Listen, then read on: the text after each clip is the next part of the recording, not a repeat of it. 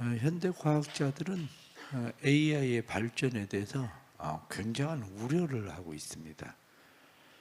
우려를 하고 있는 것은 우리가 영화들을 보면 AI가 어떻게 발전을 하고 있는지 우리가 알게 되거든요.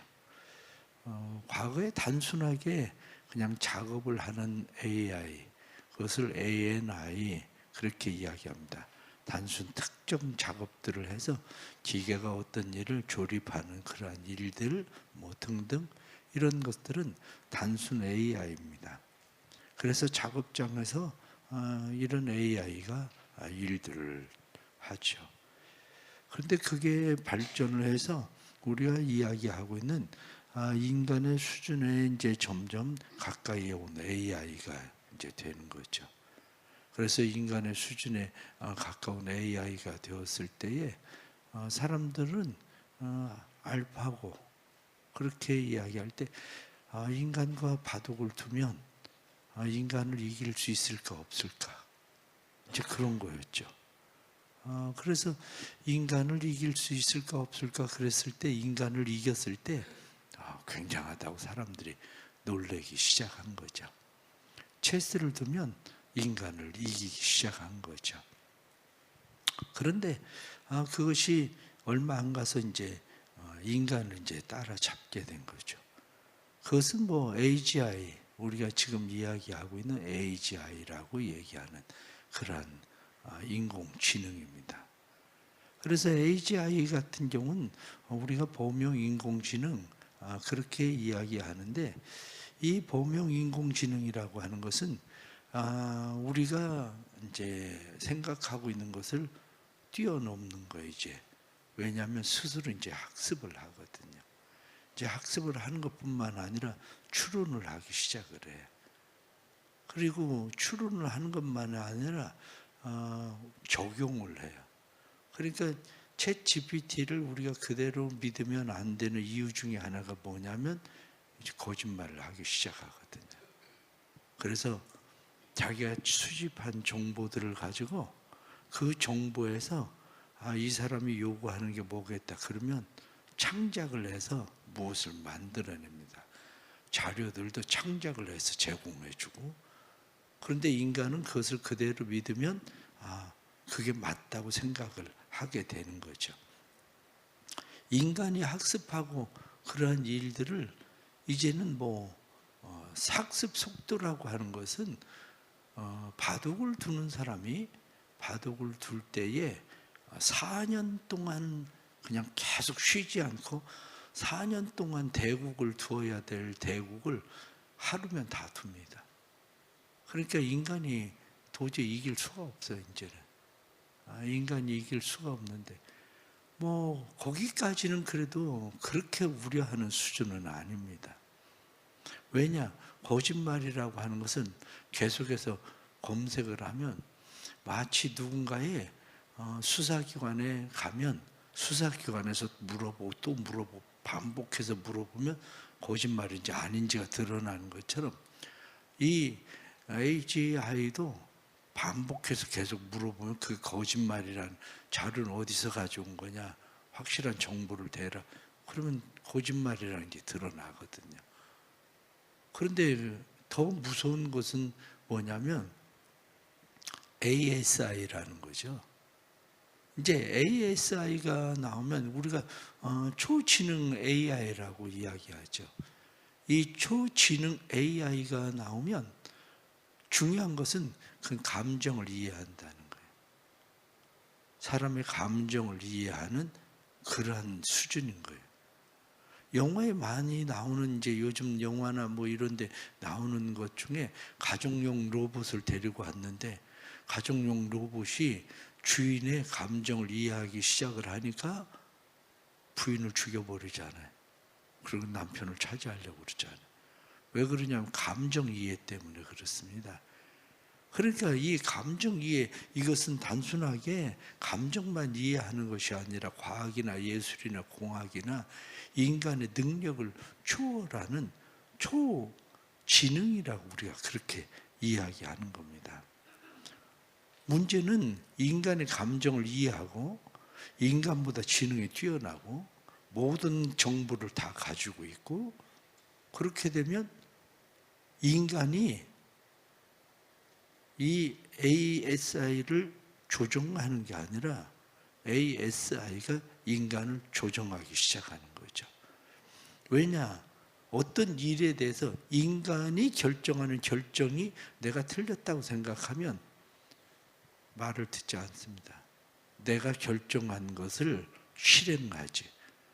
그런데 계속 인간이 방해를 하면 그 인간을 제거해 버립니다. 이게 바로 우리가 얘기하고 있는 앞으로 점점 더 발전하는 ASI라는 거예요.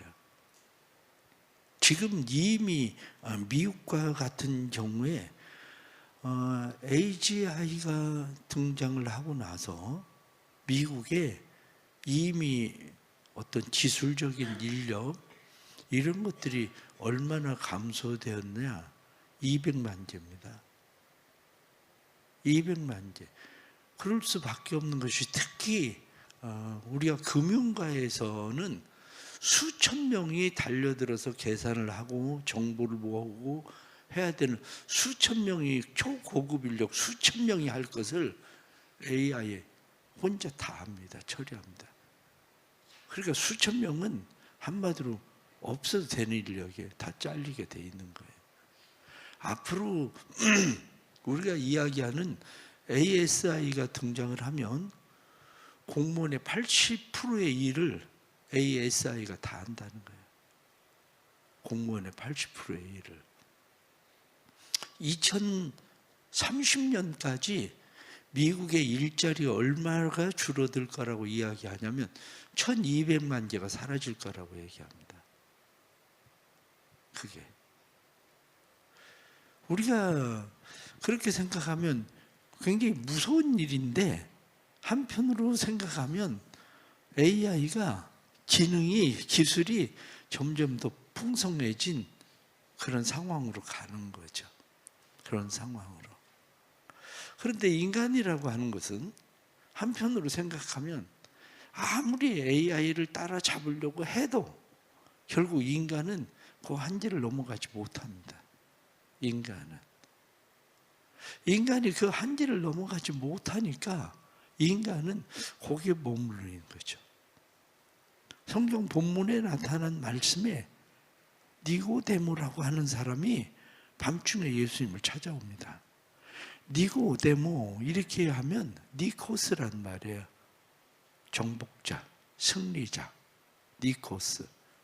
그러니까 니고데모 그렇게 이야기하면 이 니고데모는 백성의 승리자 이런 뜻입니다.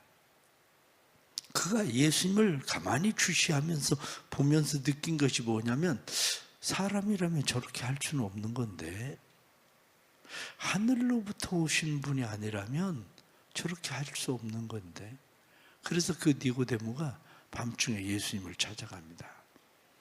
예수님을 찾아가서 이야기하기를 당신이 하늘로부터 오신 것을 내가 믿습니다.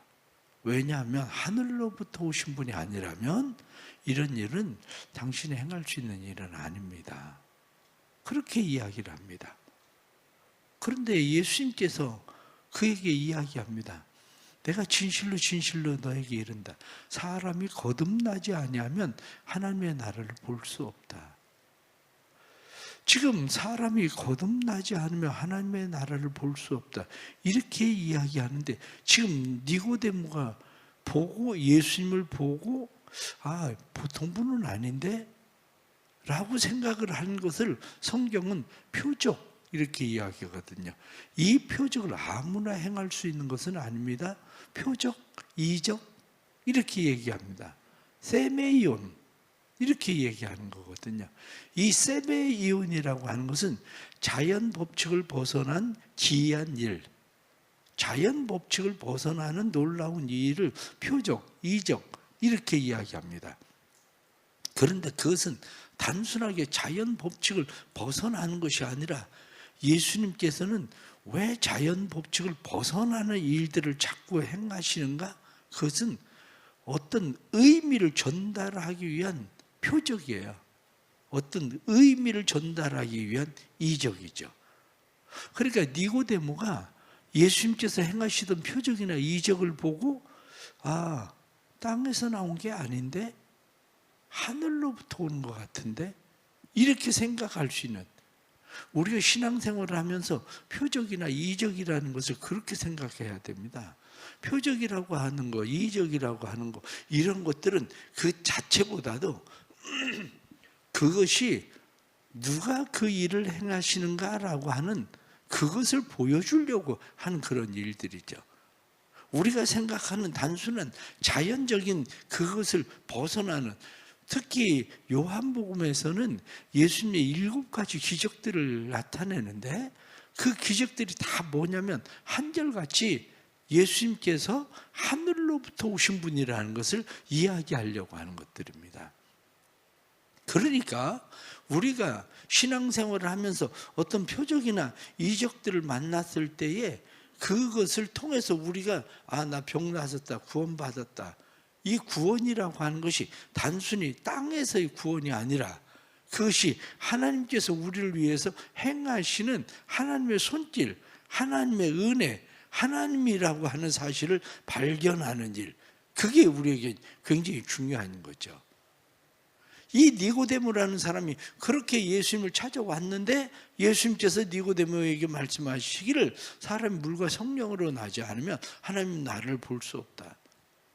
니고데모가 거기에 대해서 물과 성령으로 난다는 게 뭔가? 이것을 이해하지 못합니다. 그러니까 예수님께서 그에게 말씀을 하셔. 육으로 난 건 육이고 영으로 난 것은 영이다. 이렇게 말하는 거죠. 조금 전에 제가 왜 AI를 이야기를 했느냐? AI라고 하는 것이 단순 그냥 AI냐? 인공지능을 가지고 있는 그것이 우리가 이야기하고 있는 초인공지능으로 넘어가 버린 그것은 무엇을 거기에 탑재시켜야 그것이 풍성함으로 점점 나가는 거거든요. 우리가 가지고 있는 육이라고 하는 것은 그냥 육의 한계를 벗어나지 못합니다. 우리의 이성이라고 하는 것은 단순한 우리의 이성의 한계를 벗어나지 못하죠. 다시 말하면 우리의 육, 우리의 이성을 가지고 초월을 생각한다는 것은 그렇게 될 수 있는 일이 아니라 그런 이야기예요.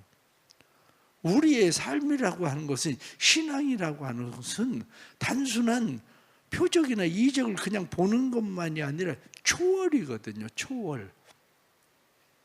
결국 왜 사람들이 오랫동안 신앙생활을 하면서도 그 신앙생활이 초월로 넘어가지 않느냐?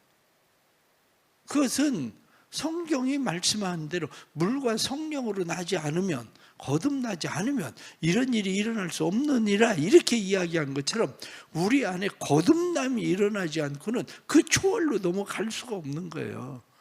그게. 그런데 우리는 그냥 교회 열심히 잘 다니면 그것이 될 거라고 우리가 생각을 할 수 있을지 모르지만, 그것은 우리 안에 어떻게 그것이 초월로 일어나는지, 다시 말하면 물과 성령으로 우리가 어떻게 거듭나는지 이 경험이 없으면, 이것이 우리 안에 들어오지 않으면 풍성한 삶, 풍성한 생명을 누릴 수 있는 건 아닙니다. 이게 니고데모가 예수님에 대해서 처음에는 그것을 이해하지 못합니다. 그런데 단계적으로 요한복음 7장에 나타난 말씀을 보면 사람들이 예수님에 대해서 갑론을박이 일어나기 시작합니다. 그러면서 예수에 대해서 저거 순사기꾼이다, 저거 죽여야 된다, 뭐 이렇게 사람들이 그러기 시작하고 예수님을 비난할 때에 요한복음 7장 50절에 보면 니고데모가 이야기를 합니다. 우리 율법이 언제 사람의 행위를 보지 않고 그 사람의 결과를 보지 않고 그 사람을 심판하던 적이 있느냐? 예수에 대해서 우리가 그렇게 얘기할 일 아니다. 그리고 니고데모가 이야기를 합니다. 그리고 예수님이 십자가 못 박혀 죽으셔요. 예수님이 십자가 못 박혀 죽으셨을 때에 사람들은 다 예수님을 부인하고 떠나갑니다. 그런데 요한복음 19장에 보면 니고데모가 예수님의 시체를 장사하기 위해서 찾아옵니다. 심양 100근을 가지고 30kg이에요. 그것을 가지고 예수님의 장례를 준비하기 위해서 니고데모가 오게 되는 거죠. 우리가 그것을 보면 니고데모의 신앙이라고 하는 것이 그냥 그 자리에 저분은 그냥 하늘로부터 온 분이 맞는 것 같은데 라고 생각하는 정도가 아니라 다른 사람들이 예수님을 다 떠나갈 때에 그때 이분은 메시아가 맞아 라고 그를 메시아로 자기를 받아들이고 그분을 장례를 치르는 사람으로 신앙이 점점 발전하게 되는 거죠. 그래서 대부분 우리가 이야기할 때 신앙의 단계를 이야기를 합니다. 신앙의 단계를 어떻게 이야기하냐면 신비적 신앙 그렇게 이야기합니다. 신비적 신앙은 그 신비한 일들, 표적이나 이적을 보고 신앙에 대해서 사람들은 갖기 시작합니다. 뭔가가 있는 것 같다. 뭔가가. 그 뭔가가 있다고는 생각을 하는데 그 뭔가가 뭔지를 모르겠는 거죠. 뭔가가 뭔지를 모르겠다. 그러면 뭔가가 뭔지를 모르는 사람들이 신앙이 그냥 신비적, 체험적 신앙만을 가지고 하나님을 알 수 있느냐? 그렇지가 않아요. 왜냐하면 신비적, 체험적 신앙을 가지고 있는 사람들이 왜 신앙생활이 전혀 발전이 안 되냐면 하나님을 알기는 알고 신비한 분, 초월적인 분이라는 건 알겠어요. 그런데 도대체 그분이 누군지 뭔지는 모르겠는 거예요. 자기가 체험만 한 것뿐이지 표적을 보고 이적을 본 것뿐이지 병이 낫네? 어떻게 저 사람이 갑자기 저렇게 되지? 뭔가는 있는데 그런데 그 다음이 넘어가는 게 뭐냐면 이성적 신앙이라고 얘기하는 거예요. 그게 이성적 신앙이라고 이야기하는 것은 성경 공부를 통해서 우리의 지적 영역이 확장되는 거죠. 지적 영역으로 그것을 받아들이고 흡수하기 하나님이 천지 만물을 창조하신 분이구나. 그러니까 그 정도는 하나님이 얼마든지 하실 수 있는 분이구나. 그런 걸 아는 거죠. 그 하나님이 육신을 입고 이 세상에 오셨다는 거구나. 이렇게 아는 거죠. 이게 뭐냐면 이게 바로 이성적, 지식적 신앙이라고 이야기하는 신앙입니다. 왜 예수를 믿으면서 성경 공부도 하고 그래야 되느냐? 성경을 읽고 알아야 되느냐? 그것은 초월적 신앙, 한마디로 신비적 체험의 신앙만 가지고 우리가 하나님을 알아가지 못하기 때문에 그래요. 그래 성경을 읽고 알아야 그래야 사람들이 그 하나님을 어떤 하나님인지를 아는 거죠. 세 번째 단계가 뭐냐면 여기에 이제 사람들이 주로 머무는 거예요. 그게 뭐냐면 기복적 신앙이라고 그래요. 사람들은 하나님이 전능하신 하나님, 천지를 창조하신 하나님, 능치 못하실 일이 없는 하나님, 이 하나님을 알아요. 지식적으로 그게 분명해져요. 지식적으로 그게 분명해지는데 그 지식적으로 분명한 그 하나님이 내 삶에 고착화되기 시작하는 거예요.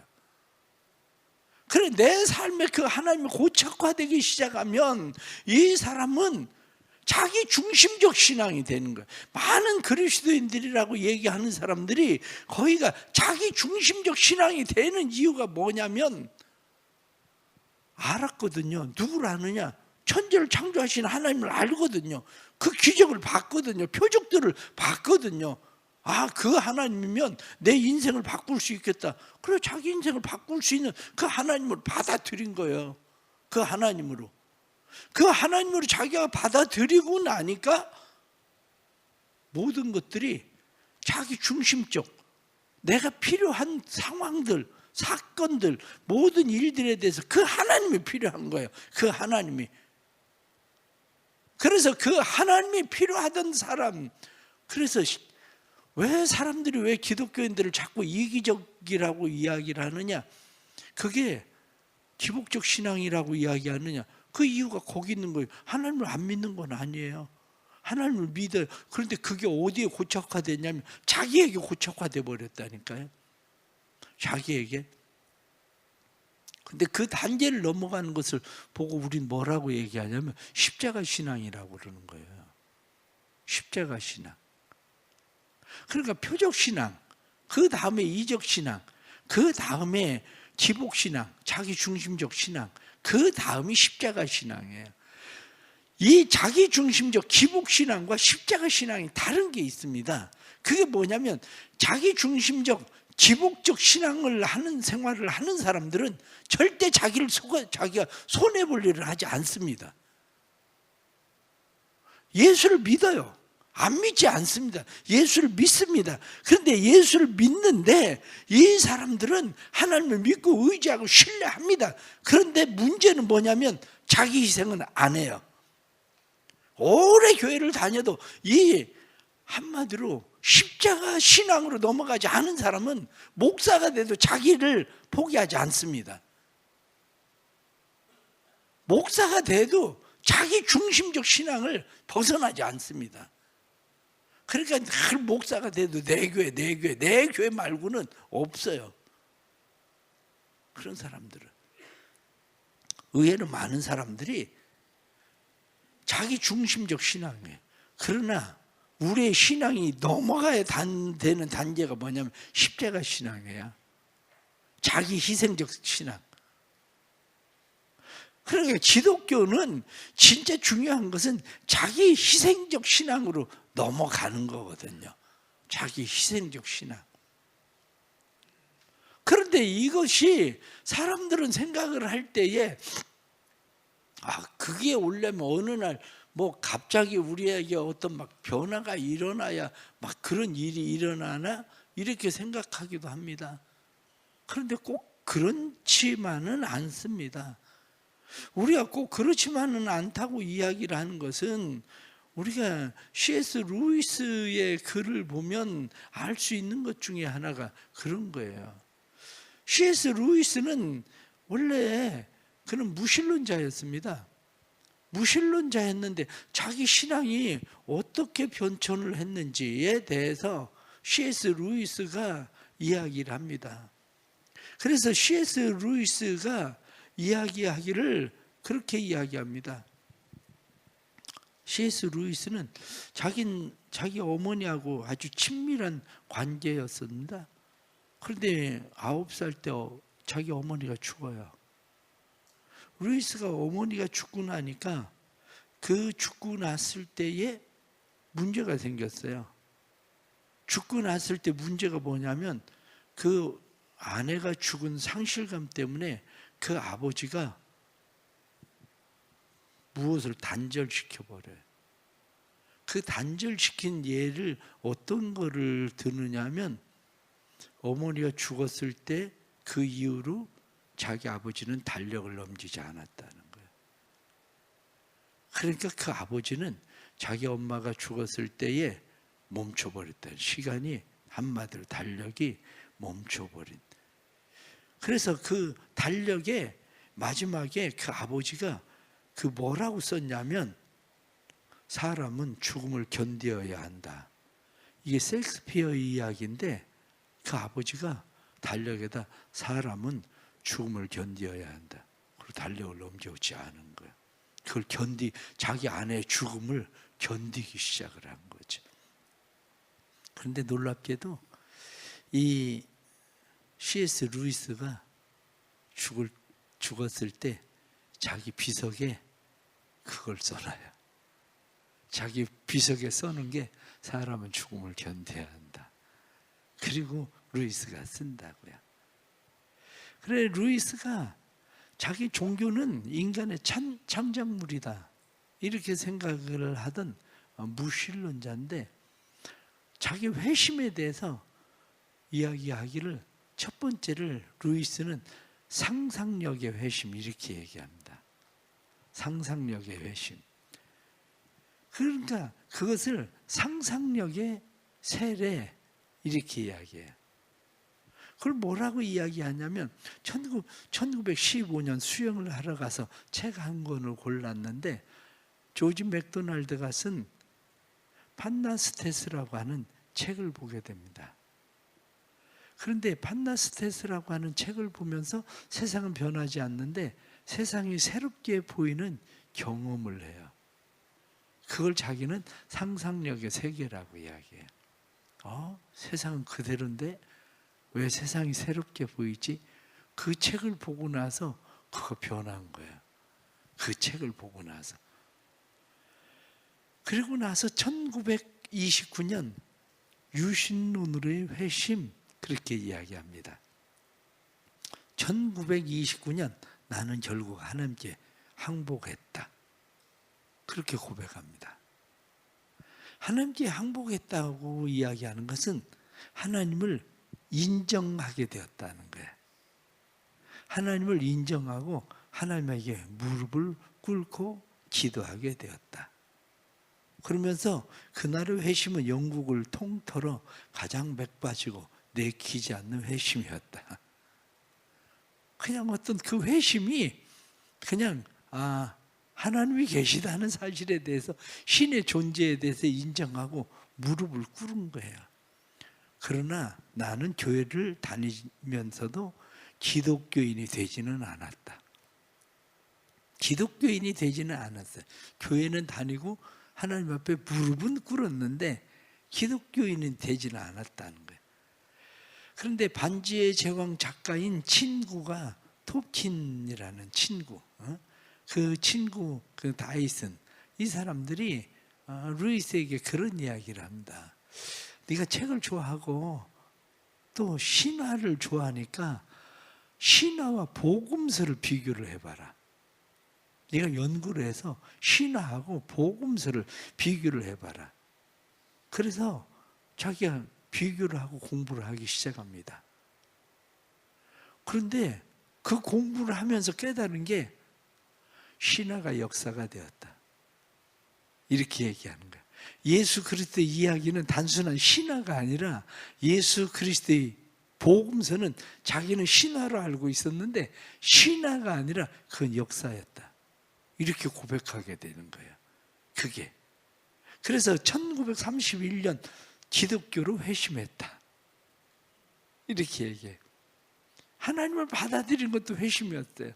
그런데 이때서야 비로소 기독교인으로 회심을 한 거예요. 그런데 그것을 뭐라고 이야기하느냐? 동물원이 좋다고 동물원에 살지는 않는다. 하나님이 좋다고 기독교인이 되고 싶지는 않았다. 이게 내가 하나님을 믿는다고 해서 기독교인이 되고 싶지는 않았다는 거예요. 그런데 그가 뭐라고 이야기하느냐? 형과 함께 오토바이를 옆에 타고 동물원에 가게 되었다. 그런데 돌아오게 될 때 기독교인이 되었다. 그러니까 어떤 면으로 생각을 하면 이 C.S. 루이스의 회심이라는 건 맥없는 회심이에요. 사람들이 생각하는 바 어떤 획기적인 무슨 변화가 일어나서 회심이 되는 것이 아니라, 그래서 그가 이야기하기를 상상력의 회심, 지적인 회심, 기독교로의 회심. 오늘날 우리가 예수를 믿는다 이렇게 이야기할 때 왜 우리의 삶이 풍성한 삶으로 넘어가지 않느냐 이렇게 이야기하면 바로 여기에 있어요. 우리는 어디에 머물러 있단 말이죠. 이 머물러 있는 그 안에 정말 예수 생명이 들어오지 않고는 풍성해지지는 않는다는 거야. 회심은 한 것 같은데 상상력의 회심이고, 우리가 회심하는 것 같은데 지적인 회심이고, 진짜 기독교로의 회심, 예수 그리스도의 십자가를 받아들이고 예수 그리스도의 십자가가 이제 내 것이 되는 희생적 회심으로 넘어가는 거, 이게 그리스도인들에게 필요하다는 거예요. 그게 오늘 주시는 말씀, 좀 말씀이 길어졌지만 여러분들, 난 지금 왜 풍성한 삶으로 넘어가지 않나? 하고 다시 생각을 해보시고, 내가 풍성한 그리스도인의 삶을 살려면 어떻게 해야 되는지 다시 여러분들 생각을 해보십시오. 그리고 예수 안에서 더 풍성한 생명을 누리는 그런 삶의 은혜가 있어지기를 간절히 바랍니다. 기도하겠습니다. 하나님 아버지, 변하기를 원합니다. 밤중에 찾아왔던 니고데모가 예수 그리스도를 받아들이고 인정하던 것처럼 우리 안에 물과 성령으로 거듭나지 않으면 하나님의 나라를 볼 수 없느니라 하고 말씀하셨는데, 우리 안에 그러한 변화가 일어나도록 도와주옵소서. 참된 변화가 일어나게 해주셔서 아직 그리스도인으로 회심하지 못한 사람들이 물과 성령으로 거듭나는 참된 회심이 일어나도록 성령님 도와주옵소서. 우리 안에 생명의 부흥이 일어나길 원합니다. 예수 생명이 들어오지 않고는 우리 안에 진정한 부흥이 일어날 수가 없습니다. 육으로 난 것은 육이요, 영으로 난 것은 영이니 말씀하신 대로 영으로 난 그리스도의 사람들이 되도록 성령을 부어주시고, 특별히 우리의 오이쿠스들에게 은혜를 베풀어 주셔서 그들이 단지 교회를 다니는 사람들이 아니라 그들이 예수 그리스도의 생명을 만나는 사람들이 되도록 은혜 베풀어 주옵소서. 성령님 함께 하시고, 새벽에 주께 감사하며 드려지는 예물들 기억하시고 이들에게 하나님 은혜를 더하여 주옵소서. 주님께서 주신 큰 은혜가 이들의 삶에 참된 변화와 능력으로 나타나도록 성령님께서 함께해 주옵소서. 예수님의 이름 받들어 기도드리옵나이다. 아멘.